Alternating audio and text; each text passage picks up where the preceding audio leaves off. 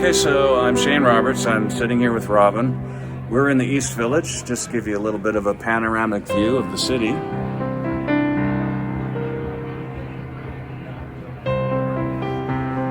And Robin here has some very important things to share, so we're going to get right to it. And the subject here is childhood sexual abuse, also comes under the term of pedophilia. So Robin, why don't you explain to our viewers what you have been through? Okay, well, I come from a couple hours north of the city, and I was born into a family of creatures that like to utilize children in terms of sexuality. And it seems to be a sickness that people catch and continue. And because of that sickness, it's breaking our society, it's wrecking our kids, and it's ruining us as a whole. I've experienced sexual acts from grown men, my own cousins, even my brothers. And that's hard for a human being to admit, but if you can stand up and admit it, it's not your fault. You didn't do it. I didn't do anything wrong. And in all actuality, those pedophiles at some point, they were little kids too that had somebody do something to them. But if we can't stand up and point out that these people are doing this and that this it occurs, it happens on a regular basis, and it's not okay, then it's not going to stop. We have to stop it. We have to take responsibility for the fact that we're looking the other way while people do these things, and we're making it okay. It's not okay. It wasn't okay for me. It wasn't okay for your daughter. It's not okay for anybody.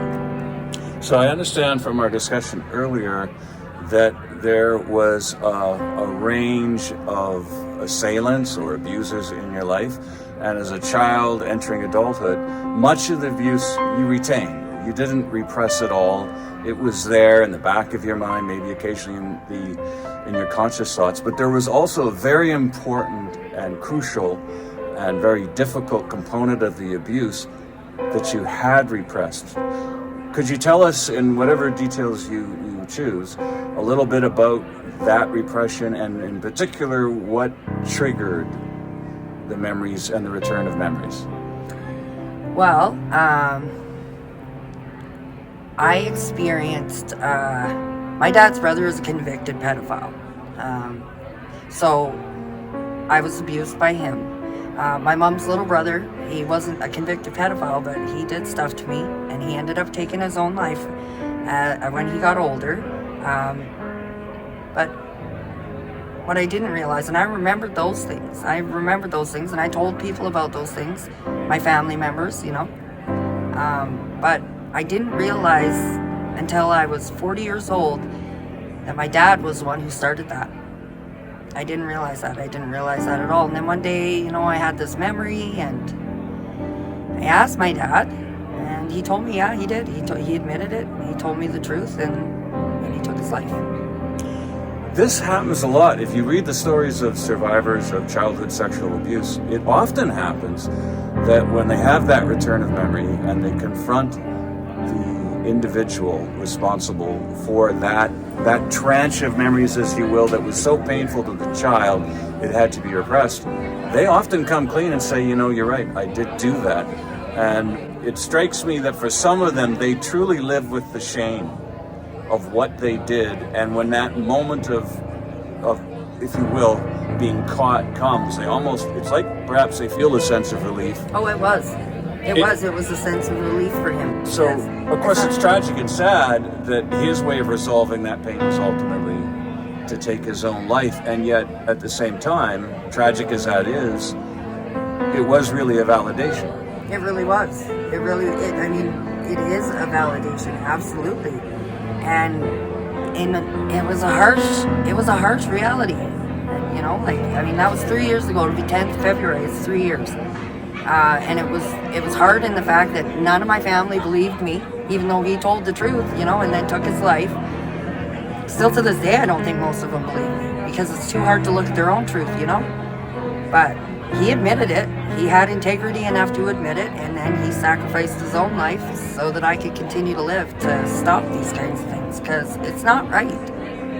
The human mind is a very complex thing.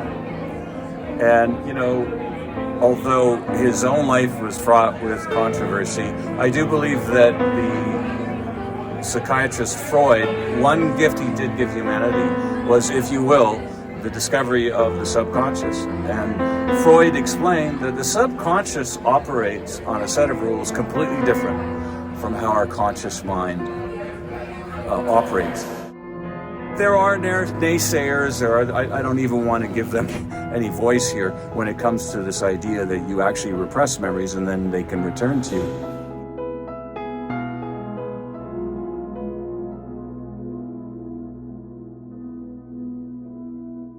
When it comes to this idea that you actually repress memories and then they can return to you.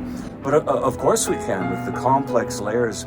Denial exists on many levels, and I think for even in your case, Robin, those things that you knew had happened, you didn't repress them. It's understandable that your father, that was your primary relationship. Yeah. So therefore the betrayal of trust is felt much deeper than when, say, for example, it comes with a brother or a cousin, that your father did this. It's no surprise to me that this would have been repressed, the most painful truth of all.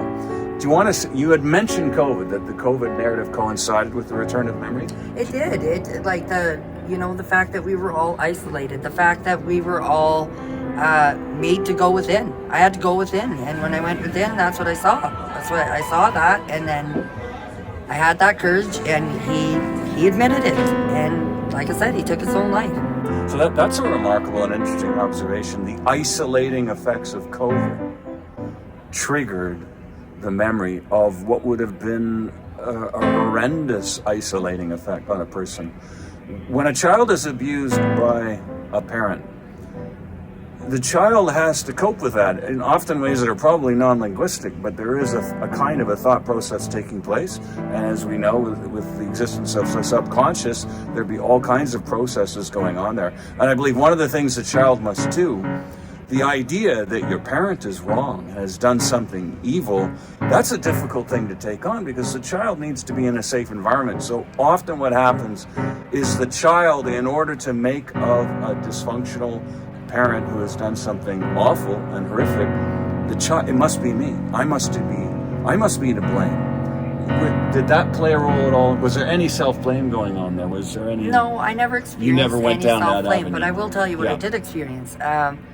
Because on the surface, when anybody's standing outside of the picture, I come from a fairly well-to-do family. Like, we weren't overly poor when my dad died. From the surface, everything looks good. I had a good family. If I wouldn't have remembered that, my dad would have been perfect. He would have been a perfect man. But I remembered that, and even though there was this mask over top of how he was wonderful, that one little tiny thing takes everything that was ever good and destroys it.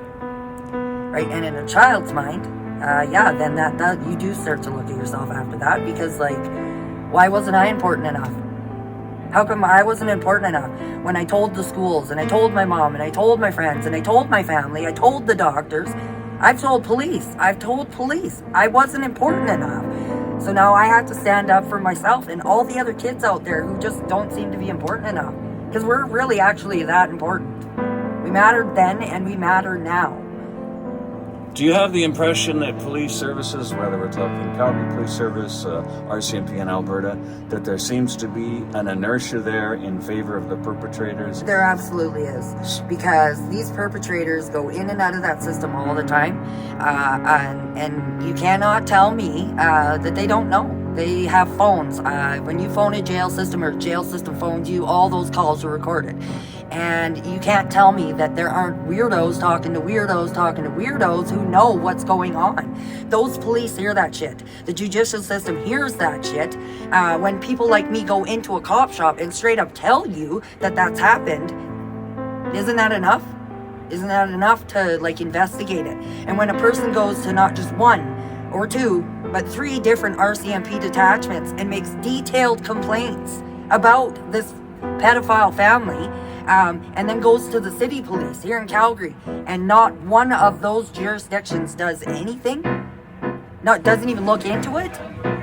So I'd like to, in support of what... Hey, kiddos. what Robin is telling us here, I would like to point out that as one who attends the political show trials in court, observes the judicial system in action, and of course I'm referring to street preacher Derek Reimer, Arthur Pawlowski, and the Coots Four, I can tell you that the level of corruption and deception that takes place blatantly in the courtroom is horrific and deplorable.